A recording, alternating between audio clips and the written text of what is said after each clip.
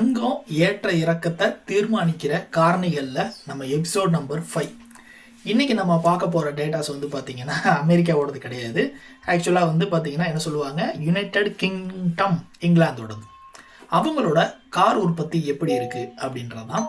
So நான் சொல்லியிருப்பேன், எப்பயுமே பொருளாதாரத்துக்கு அங்கே இருக்கிற லோக்கலில் நடக்கக்கூடிய விஷயங்கள் ரொம்ப முக்கியம். ஒவ்வொரு நாடுகள்லையுமே கார் உற்பத்தி, வீடு, கன்சியூமர் ப்ராடக்ட்டு, விவசாயம், இது மாதிரி எல்லா விஷயமே வந்து பார்த்திங்கன்னா பாதிக்கும்.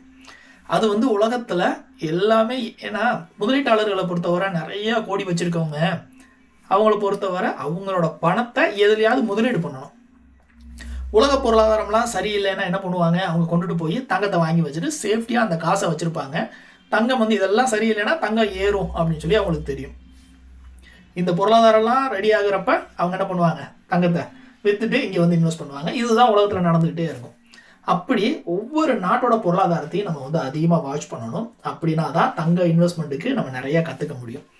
அதில் நம்ம இன்னைக்கு வந்து பார்க்க போகிறது car production year on year.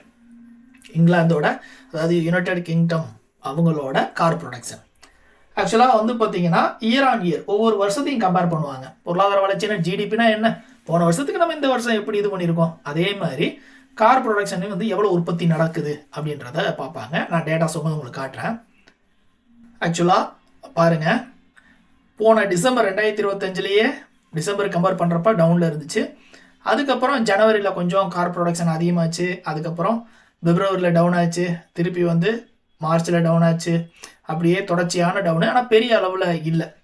அதுக்கப்புறம் பார்த்தீங்கன்னா ஜூனில் கொஞ்சம் இன்க்ரீஸ் ஆச்சு, ஜூலையில் டவுன் ஆச்சு. இப்போ -10.60% வந்து ப்ரொடக்ஷன் வந்து கம்மியாக இருக்குது. இதெல்லாம் வந்து பார்த்திங்கன்னா பொருளாதாரம். இதனால் என்ன நடக்கும்னா அவங்களோட நாணயம் வந்து மதிப்பு இழக்கும். ஸோ மற்ற நாடுகளோட நாணயம் வந்து அதிகமாகும். ஸோ அமெரிக்காவுக்கு இதெல்லாம் ஒரு பாசிட்டிவ் தானே. இதெல்லாம் என்ன நடக்கும், அவங்களோட பாசிட்டிவாக அதிகமாக போகிறப்ப டாலரும் தங்கத்து மேலே இருக்க மதிப்பும் அதிகமாகும், ப்ளஸ் டாலரோட மதிப்பும் அதிகமாகுன்றப்ப நம்ம ஊருக்கு தங்கம் எங்கேயோ போய் நிற்கும்.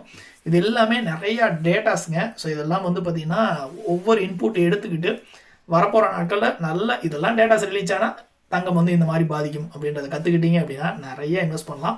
மொத்தத்தில் வேறு டேட்டாஸை வச்சு தங்கம் இறங்கியிருக்கு. அடுத்த வீடியோஸில் வேறு ஏதாவது தகவலோட சந்திப்போம்.